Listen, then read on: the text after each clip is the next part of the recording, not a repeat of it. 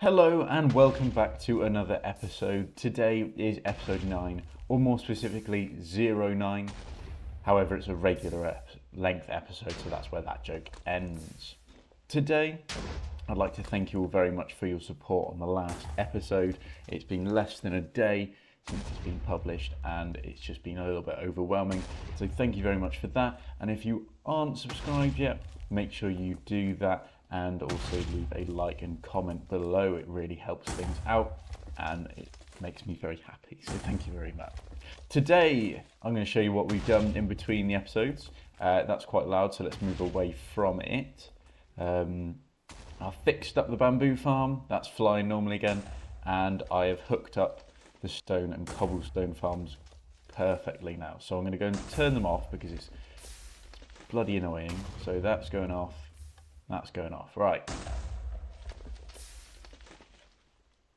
Peace and quiet at last. What have we got here? So we have got some smart systems in place now. Let's start off with the stone smelting in the furnaces. So when this goes down to a certain level, I think it goes down to about 41, then it will turn back on this stone generator here. This allows the chance for all of the hoppers to go down, and so that the stone farm is only on when it is needed.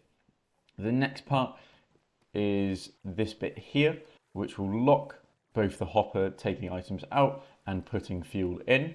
So that way it gives the chance of backing up all of the items in there, in here. It just backs up everything when it's not being used so that we're not just keeping on using up all of our resources. This also connects up to over here, which has the on-off lever, so I can manually do this, or when the items fill up to about here in the chest, all shulker boxes, then it will automatically turn off as well. Next up, the cobblestone farm is on a very similar system. The only change is it doesn't need any of the furnace stuff. So as soon as it gets up to about here, it's just going to turn off itself and lock, or I can manually turn it on. I'll just run over, or just cut it. This will get cut, and you run him. So what is the plan for today's episode? Today we are getting the auto-crafting systems in the factory bit. So what does that mean? That means that I pressed the wrong button several times. No, that means that we are going to start crafting automatically all of these components. Some of these might not have the resources coming in just yet, but those that do will be able to start crafting, and all we have to do is make the farms and then hook them up once we're finished. So we have 4 different modules for what goes into each of our storages. The first one is for stuff like redstone and dust, where it's just the raw input just coming straight through and out again, and then stored. The next one is for stuff with only one ingredient. So this is for stuff like crafting redstone blocks. So for example, all it'll do is it just makes sure that when it's full, then it will craft something. Very simple, nice and easy. Simple compacting. There we go, redstone block. Next up is for where there is more than one ingredient. So this is stuff with 2 items, 3 items, or even 4 items. So something like a redstone torch, which requires 2 items here and a certain order for them to be in. As you can see, this is slightly different, slightly more redstone intensive, but this isn't the final design here because it's got one big flaw. The thing with this one is that when it receives the items, then it goes into an AND gate and then it crafts the thing. So if the hoppers are both full, then that means that everything in the crafter is full, then we can craft something and then the items will just fill in, so we're not going to lose that recipe. So as you can see, I put 8 redstone dust in here, the torch goes off, take it out, it comes off. And there we go, and if I fill in 1 stick here, we can see that it then crafts us a redstone torch and then fills the items back in until it's empty again now. The flaw with this system is if you have multiple things backed up in that hopper. See, it just locks. So what we need to do is, instead of having the AND gate directly into the crafter, it will go into a clock which just cycles through a couple times until these hoppers are drained. The last one is the most complicated one. It is the dispenser crafter. We've already made a dispenser crafter at our skeleton farm, so it's going to be very similar to that. The only difference is we're going to be crafting the bows here as well. Okay, so what is different about this one is that you cannot just automatically feed stuff in because there is an unstackable item here. So you can't just save the recipe like we've done here. We need to feed in the right amount of items every single time, because if one item goes in the wrong spot, so if a bit of redstone goes into that middle slot there when we don't want it to, because obviously that needs to be a bow, then it will lock up and break the system. So we need to build a special dispenser crafter for that, where it will dispense out 1 redstone, 7 cobblestone, and 1 bow, with the bow being dispensed first, and then the redstone and cobblestone afterwards, and then they craft. Those are our 4 systems. We now need to put those in for every single component in this bit here. So as you can see, there are a lot of different ones. So for example, we need just the hopper straight through, the single item crafter, and then the double item crafter, all kind of in rows. It's all chaos, and it's all going to need to be custom built for this system. Having a bit of a play around with the multi-item crafter, you can see that I've come up with a little bit of a design here. Works quite nicely, but there is a big problem with it. So I was trying to craft a stack of redstone torches in here, and I had a stack of each item in here, and as you can see, the observers pulse too quickly, so it crafts up things way too fast, and our recipe is now out of order. So we need something with a little bit of a slower clock. So I've come up with this hopper design here, where an item goes back and forth in between these 2 hoppers, and it's nice and slow, but it still crafts up everything. Yeah, dropper crafting is a problem. As you can see, it's draining it. So what we need is we either need to increase the clock or we need to increase the input. Now what we can do is that we can do both of those things, because we'll need to eventually anyway. Here is the 4 item design. So this was useful for both crafting droppers like this and crafting pistons, which require 4 ingredients. Now it has 4 hoppers here because the most ingredients in a piston is 4. So that would require 4 cobblestone. So 1 hopper has the chance to transfer 4 cobblestone before the next one crafts, so it stays nice and full. Next problem, crafters. Crafters require 5 iron and 4 ingredients. So what we need to do is we need to make this a 6 hopper clock for our crafter. Let's break the steps down for our crafting. So we're going to start off a nice and simple one. We're going to start off with the deep slate, going into the polished deep slate, going into the slab. So the priority is the deep slate and then the slab. So let's create this system where we're getting those crafted and in the correct order as well. Our deep slate, our polished deep slate and polished deep slate slab crafter is now in. So what happens is that the regular cobbled deep slate is inputted into this crafter, is then crafted into polished deep slate, which goes into this chest. This chest is, let's find a way, is being pulled from by these 2 hoppers here. One goes into the crafter to make slabs, one goes straight down into the shulker box loader as the full blocks. Now we don't want it to split, we are using a priority system. So we are locking the hopper which takes the slabs down, and so all of them are going to flow down here. If our deep slate is full, then this redstone block will extend, sending this torch tower all the way up, locking this hopper and unlocking the other one. And then if the slabs are then full, it will then also lock this hopper here. And then what I need to do after that is just take this signal up and then lock any deep slate from coming into here, and then any excess deep slate will then overflow through into overflow storage. So we've got cobbled deep slate also being stored. So next up, we're going to just keep working our way down the line. We've got redstone blocks, and a lot more redstone components here. This is where things get a little bit more complicated. Okay, I've been playing around and I think I'm going too compact. It's making things probably harder than they need to be. So I might just restart, spread everything out a little bit more and stop trying to make it as compact as I can. Because while it's working, I'm not 100% sure on it. So I think I'm going to restart this little section here of torch, repeater and comparator. And I'm going to do it so that the comparator crafting is set up first, then the repeater one on top, and then the torch one on top of that, and then it will trickle through a little bit nicer, I think.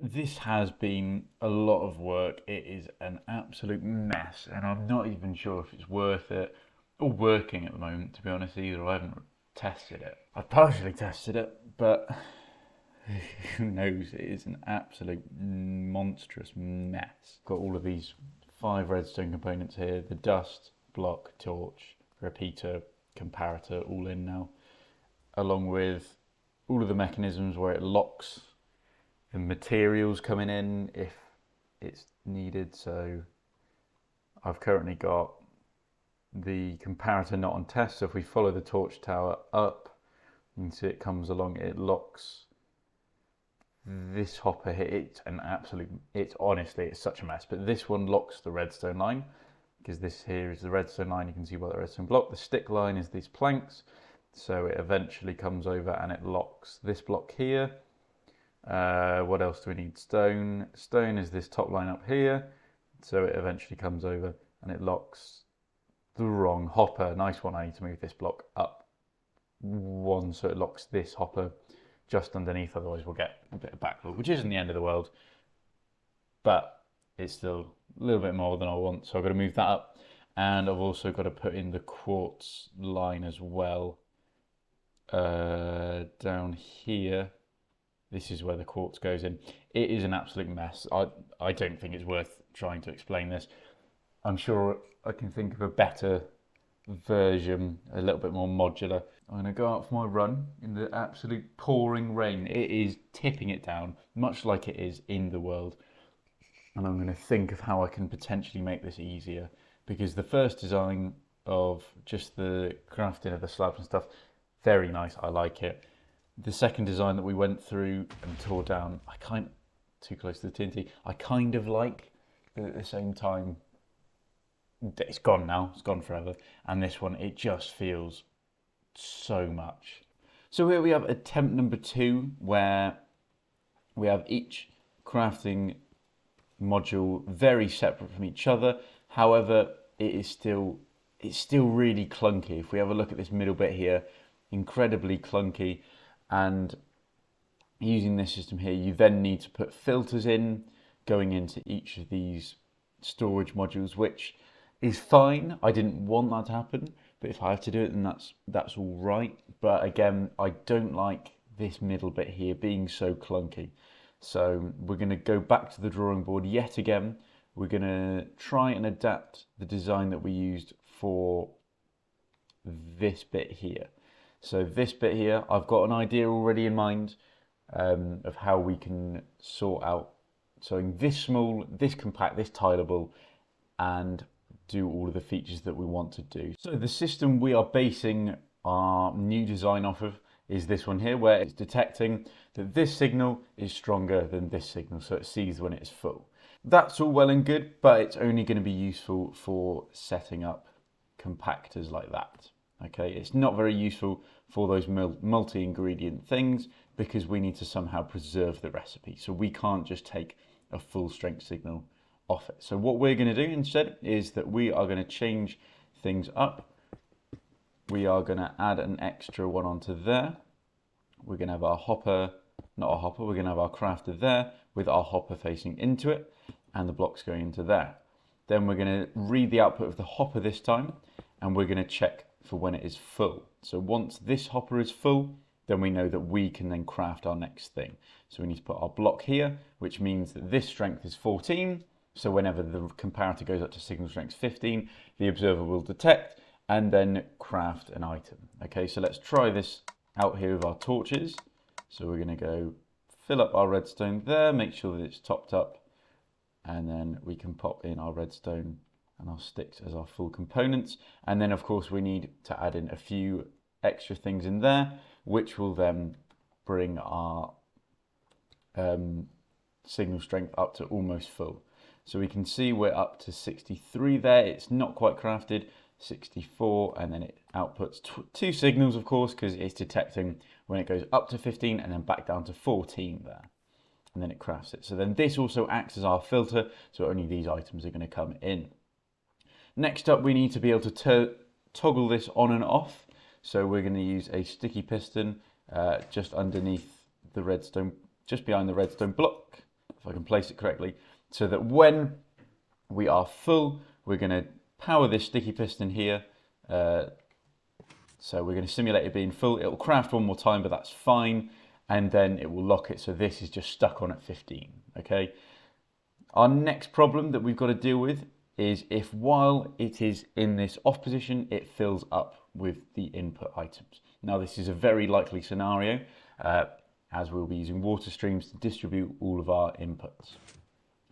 So as you can see, this is signal strength 15 still, and it's not got any chance of changing. So what we then need to do is that we then need to activate our crafter when our redstone block retracts. So that way, this then goes empty again, and then it can fill up and carry on crafting. So that is the system that we're going to use. And the reason why the last one wasn't working so well was because when we had to craft two different materials. So for example, for our comparators or our repeaters, we need to craft torches first, and then torches are part of the recipe. So any items that are part of the recipe are going to be crafted first, and then when they come to filling in their slot in the storage system, they're just going to go straight into an item filter rather than into a crafting setup.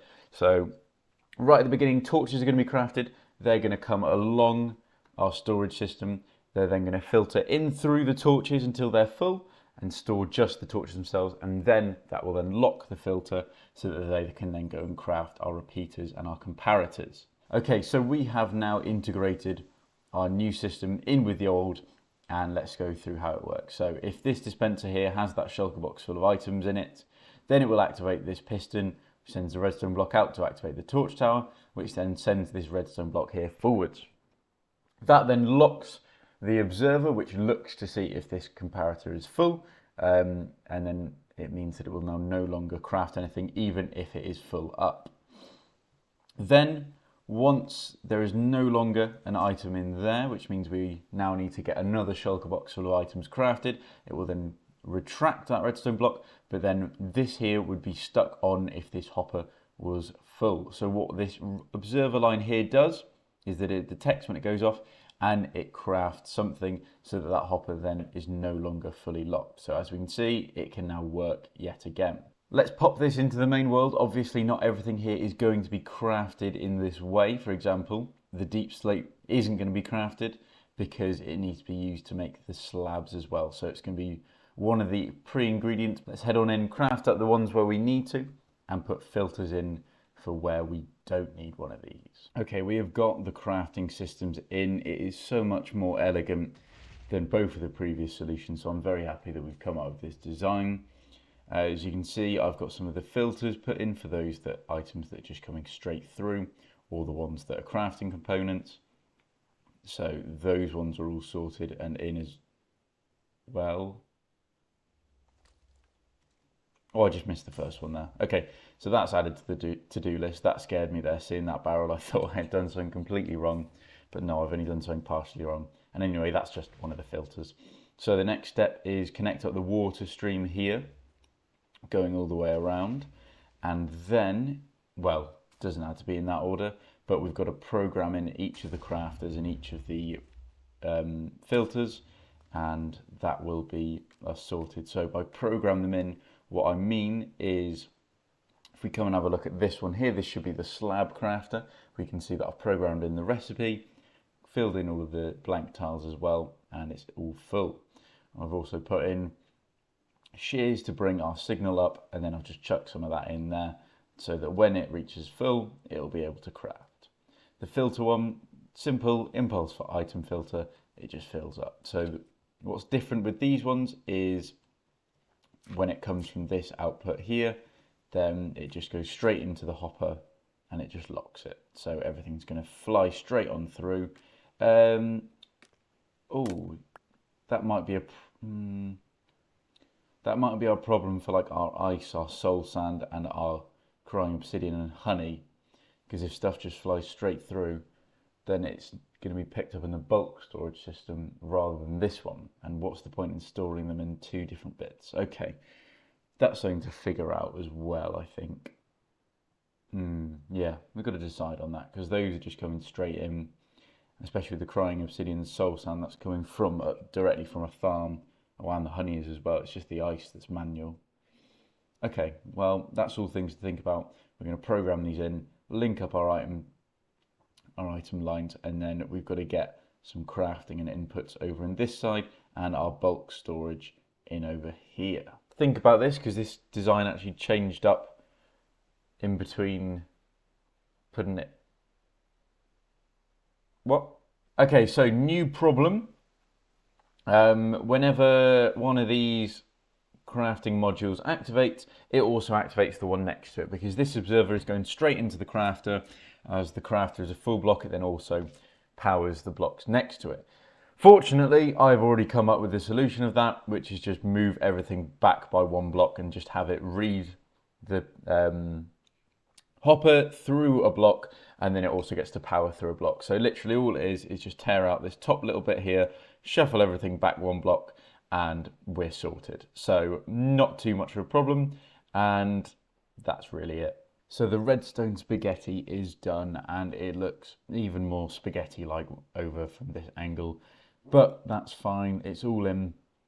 And the last bits we need to add in were the crafters for the crafting components. Now, there's 2 modules up here, there's about 9 down here, and then the rest then goes into the normal system. So up here, this is where our inputs are going to be. The first thing we have up is our dispenser crafter. So this is the same one that we designed for our skeleton farm. It's just now taking input of cobble, redstone, and now crafting from the bows over here. The bows get crafted rather than coming from the skeletons. Then next up in the line we have our book crafter. Now the reason we need this one up here is because we need to craft lecterns down the bottom, which require bookshelves. So the bookshelves are in this crafting setup, but we needed books then for crafting ingredients, so they are all the way up the top here. If we go down to the bottom here, we can see the components that we've got set up to craft here. We've got our redstone torches, droppers, chests, pistons, polished deep slate, stone pressure plates, crafting table, bamboo slabs, and then those bookshelves that we're talking about. Bookshelves aren't fully in yet because I need to fill these up to the stack, but the rest of these are now good to go. So what I've done is I've locked the bookshelf crafter with another set of shears, so any items are just going to go straight through. I've also done this on other places where we don't quite have the resources yet, which is mainly our sculk ones, and I believe actually that's it. So it's just those sculk ones that aren't going to be coming through at all. So our redstone spaghetti is for locking the crafting of the crafting ingredients modules. So for example, for our first one here, we've got our redstone torch. Now if we are full of redstone torches, repeaters, comparators, and also activator rails, then they all connect together in one big AND gate, making sure that all of them are happening, and then it will lock in place. We've got the same for everything else, including our book and our dispenser crafter, so that is all in nicely. So I think the next thing we need to do is we need to take our outputs from our farms that we've got along here. We need to take them into that input over here. And then once we've done that, we can then start auto-crafting a lot of stuff. Yeah, it's almost done. I mean, there's a few quality of life things to improve before it's fully optimal, but for starters, we are in a good place. And as you can see, I've logged out while the fly machine was in progress again. This is like the 3rd time this has happened. Will I learn? Probably not, but we got a lot of bamboo planks out of it, so I'm not too worried about logging back in. We'll just kind of empty those out into the system to flow through, potentially to start off with. Or maybe we won't, actually. Maybe we won't. We're just going to have these going straight in, and then we've got some bulk item storages to build, but that might have to wait until next time because we have done a lot of stuff here. This has taken me a while. So the item hookup from the witch farm is now finished, and it is just a big long pillar in which the items can just fall down and then head into the system. Okay, so next up is to hook up the ones from over there, but I want to play FIFA, so I'm going to do it next time. Yeah, I'm going to go and play FIFA instead. Next time, Max fixes his free cam settings. I'm sure there's a button. Oh, there it is. Movement options. Creative. Oh, that's so much nicer. Oh, that's way better. Next time, say his name and he appears. I believe in Max. And redesigns everything he's done today again. So this isn't, no, I don't, no, I don't like any of this. What's why did I do it? Why? No, redo, start over, do it all again. Thank you all so much for watching. Now, the reason this one had so many times restarting the same thing over and over again is because I really wanted to show the process of the designing thing.